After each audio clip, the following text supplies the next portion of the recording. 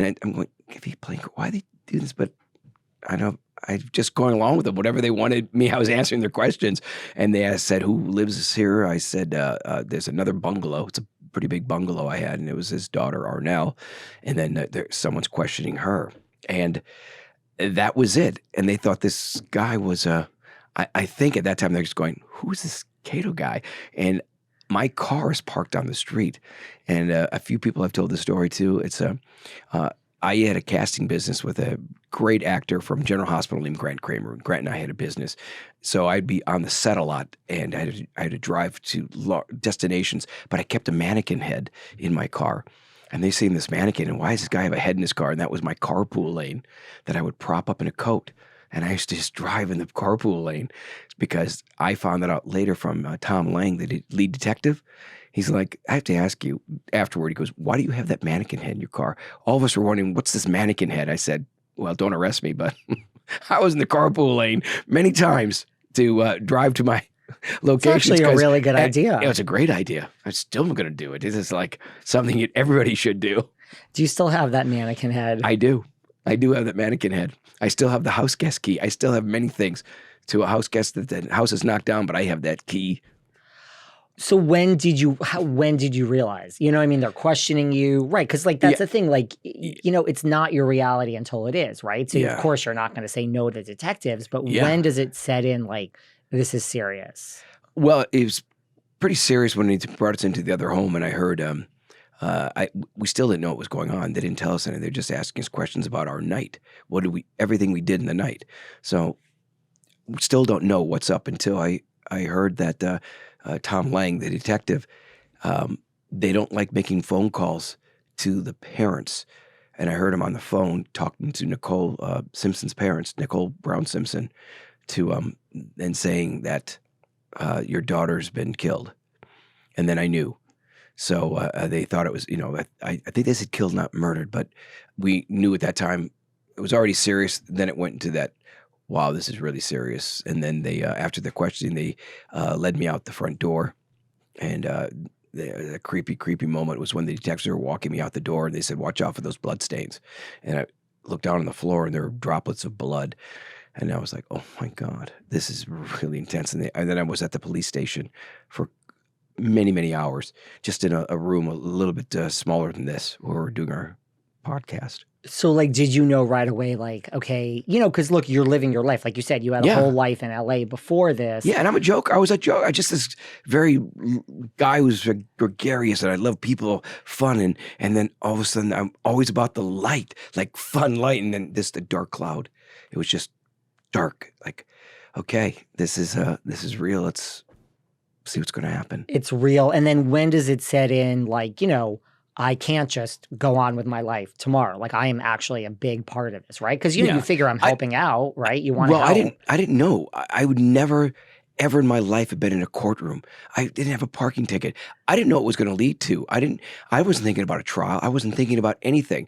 I thought after the questioning, okay, this guy's okay. This is going. Then I went back to the house where I lived, and then I just saw it was just a circus, a media circus, and it was, you know, OJ Simpson coming up to me because he wasn't in jail and he's back from his trip, and he had questioned at the police. You know, they took him down, detectives, for lots of questioning, and he had said to me, "Well, Kato, you know, you and I were together in the kitchen," and that just dropped everything because I said, "No, we weren't," and then I felt, I got to get out of the house. I got to get out because he's trying to say that I'm going to be his alibi.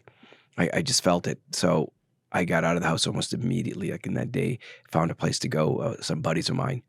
That was it. Like that question. Which I probably a day or two. Probably getting packed, having a buddy of mine come by, and you know, help me. You know, there were helicopters all over when I was doing my move. And it was very rare that people going, oh, he's this Kato, this person, they didn't even know who I was yet, is moving. And then that's that question plus the helicopters, big star, like it's just clicked. Yeah, it was still everybody trying to identify who I was. My identity came when I did the preliminary hearing. And that's when I walked in the prelims of the first testimony. Before the trial, they do a preliminary. When I walked out, everybody was shouting, Kato this way, the cameras flashing. And then it was like the power of media. It was worldwide. worldwide. It just changed. I couldn't go out. It just in that one day, actually like 1 minute of walking back out the door. It was everywhere. So what was that like? You know, because listen, I've talked to a lot of people. Like, I think, I mean, what was that like? I guess just from a day-to-day basis too. You know, it's sort of, you could say, it's like, be careful what you wish for sort of thing. You can say many things. It's like, I came from Wisconsin, Milwaukee, large family, and my whole goal was to become an actor, to become famous. Well, I got half the wish. I got the famous part, and the famous part happened backward. I'm totally aware of it. You know, my own byline I wrote is, never has a man done so little to be recognized by so many. So I'm in on my own joke. I get it. There's nothing I could have done about it. It just happened, and I was the guy that was picked. It happened. So I said, I've got a really good base of friends. I've got the same friends from high school and college still to this day that make you humble, and, you know, you don't get too big or anything like that, because I was going everywhere. I had, you know, presidential dinner with back then with Clinton.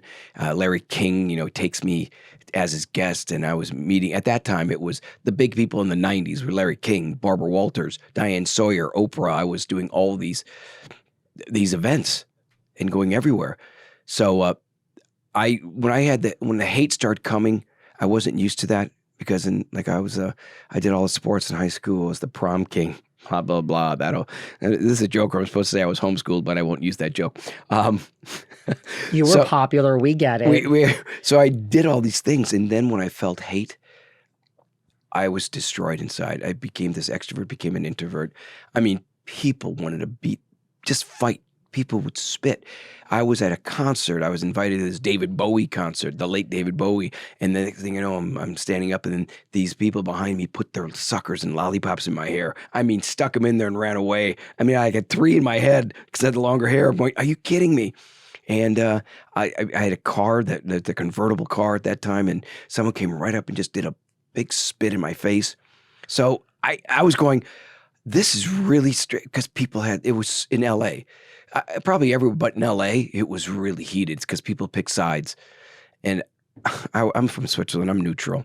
You know, the whole thing was, I was 100% honest, and that was it. But people already had their mind made up of what team they're choosing.